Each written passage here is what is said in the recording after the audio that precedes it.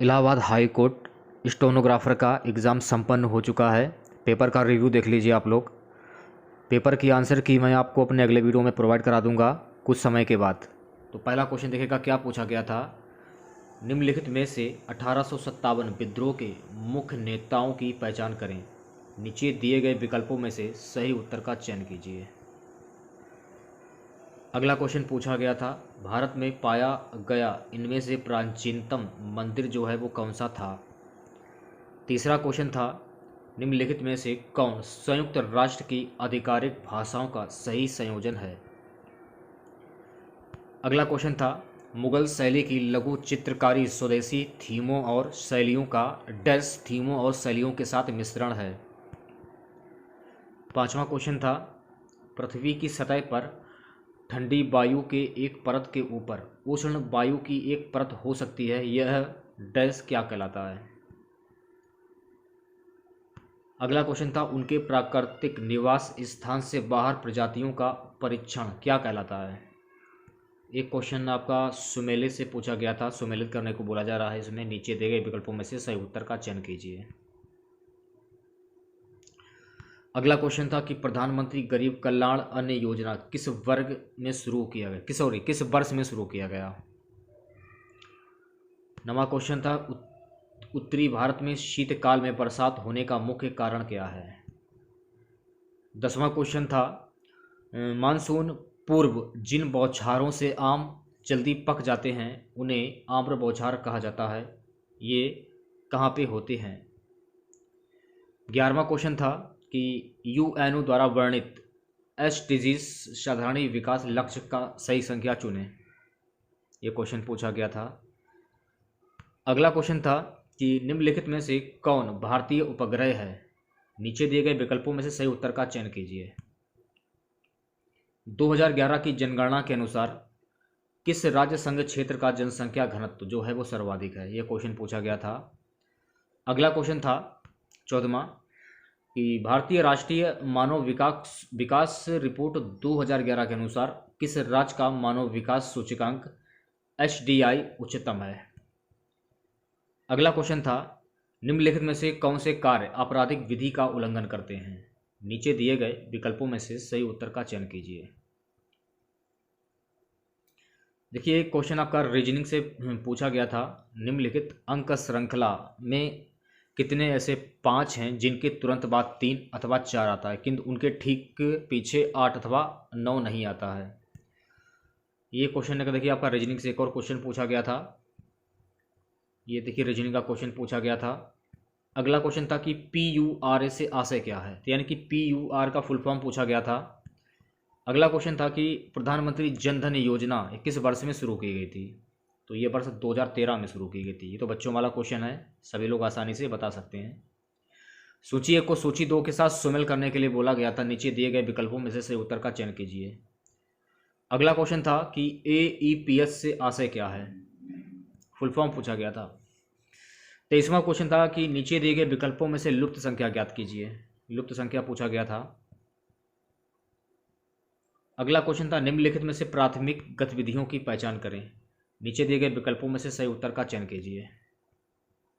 25वां question देखेगा, इसमें भी देखिए पूछा जा रहा है, नीचे दिए गए विकल्पों में से सही उत्तर का चयन कीजिए। शामिल करने के लिए बोला जा रहा है। अगला क्वेश्चन पूछा गया था, हिंदी का था कि परिणामवाचक विशेषण का उदाहरण है। ये देख गद्यांश दिया गया था। इसमें गद्यांश में क्या दिया गया था कि आदमियों की तिजारत करना मूर्खों का काम है, सोने और लोहे के बदले मनुष्य को बेचना मना है। आजकल भाप की किलो का दाम तो हज़ारों रुपया है, परंतु मनुष्य कौड़ी के 100 में बिकते हैं। सोने और चांदी की प्राप्ति में जीवन का आनंद नहीं मिल सकता। सच्चा आनंद तो मुझे काम में मिलता है। मुझे अपना काम मिल जाए तो स्वर्ग प्राप्ति की इच्छा नहीं। मनुष्य पूजा ही सच्ची ईश्वर पूजा है। मंदिर और गिरजे में क्या रखा है, ईंट पत्थर चूना कुछ भी कहो, आज से हम अपने ईश्वर की तलाश मंदिर मस्जिद गिरजा और हर जगह ही करेंगे। आगे बताने क्या लिखा हुआ है। अभी तो इरादा है कि मनुष्य की अनमोल आत्मा में ईश्वर के दर्शन करेंगे।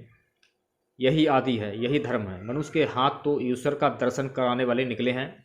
मनुष्य की मजदूरी का तिरस्कार करना नास्तिकता है।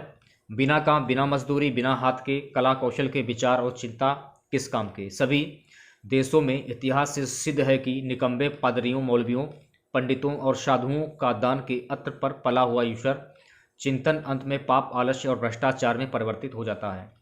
जिन देशों में हाथ और मुंह पर मजदूरी की धूल नहीं पड़ने पाती, वे धर्म और कला कौशल में कभी उन्नति नहीं कर सकते। अब देखिएगा, गद्यांश का क्वेश्चन था कि स्वर्ग प्राप्ति की इच्छा नहीं होगी यदि अपना काम मिल जाए, सभी सुविधाएं मिल जाए, सारा धन, बहुत सारा धन मिल जाए, रोज भरपेट खाना मिलता हो। देखिए, स्वर्ग प्राप्त की इच्छा नहीं होगी, अगर आप लोग गद्यांश पढ़ा होगा तो आंसर अपने आप निकल आता है, अपना काम मिल जाए। सही आंसर हो जाएगा पहला वाला ऑप्शन।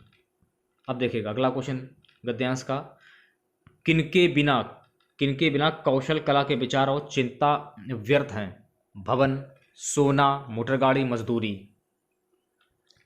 सोना। निम्नलिखित में से किसकी प्राप्ति से जीवन का आनंद नहीं मिलता। मणि, मोती, सोना चांदी। सोना चांदी सही आंसर हो जाएगा। निम्नलिखित में से मूर्खों का काम है। भ्रष्टाचार, आदमियों की तिजारत, मनुष्य पूजा, कला कौशल। तो मनुष्य पूजा आपका सही आंसर हो जाएगा। सच्ची ईश्वर पूजा क्या है। मनुष्य पूजा, ईश्वर, रिश्वत, मकान, धनार्जन। सच्ची ईश्वर पूजा क्या है। सच्ची ईश्वर पूजा क्या है। मनुष्य पूजा। निम्नलिखित में से कल का तात्पर्य क्या होगा। इसमें यह पूछा जा रहा है कि कल का तात्पर्य क्या होगा। अगला क्वेश्चन देखिएगा, वैन सुनया जबते मधुर तबते सुनत ना वैन, पद में अलंकार है। अब इसमें देखिए अलंकार पूछा जा रहा है कि इसमें अलंकार कौन सा होगा। अगला क्वेश्चन देखिएगा, शब्द का वर्ग किस आधार पर तय किया जाता है। निम्न पदबद्धों को सुमेलित कीजिए। देखिए सुमेलित करने वाला क्वेश्चन पूछा जा रहा है इसमें, और नीचे दिए गए विकल्पों से सही उत्तर का चयन कीजिए। काफ़ी क्वेश्चन पूछे गए हैं सुमेलित से। देखिए सुमेलित से एक एक क्वेश्चन और पूछा गया है। अगला क्वेश्चन देखिएगा, निराशा शब्द में निम्नलिखित में से कौन सी संधि होगी। निराशा में कौन सी संधि होगी, ये क्वेश्चन था। निर्वासन शब्द में प्रयुक्त उपसर्ग कौन सा होगा। देखिए क्वेश्चन आपका सुमेल से पूछा गया था, सुमेलित करने के लिए नीचे दिए गए विकल्पों से सही उत्तर का चयन कीजिए। निम्नलिखित में से गुणवाचक सर्वनाम का उदाहरण नहीं है, ये क्वेश्चन था। दुरात्मा निम्नलिखित में से कौन सा समास है दुरात्मा में। अगला क्वेश्चन था, निम्नलिखित विकल्पों में से आकांक्षा किस शब्द का पर्यायवाची है। आकांक्षा किस शब्द का पर्यायवाची शब्द है। निम्नलिखित में से त्रिजु का विलोम शब्द क्या होगा, ये क्वेश्चन था। निम्नलिखित में से शुद्ध वाक्य कौन सा होगा, ये क्वेश्चन पूछा गया था। निपात किन्हें कहते हैं। नेक्स्ट क्वेश्चन था, निम्नलिखित में विलोमार्थी की दृष्टि से कौन सा युग्म असंगत है। प्राणों का अंत करने वाला के लिए एक शब्द पूछा गया था। निम्नलिखित में से कौन सा शब्द शुद्ध है। अगला क्वेश्चन था, निम्नलिखित में से जातिवाचक संज्ञा का शब्द नहीं है। देखिए क्वेश्चन सुमेल करने के लिए बोला गया था, जैसा कि आप लोग देख सकते हैं। पेपर आप लोग देख लीजिए, सॉल्व मैं आपको बाद में कराऊंगा। देखिए ये मैथ का क्वेश्चन था।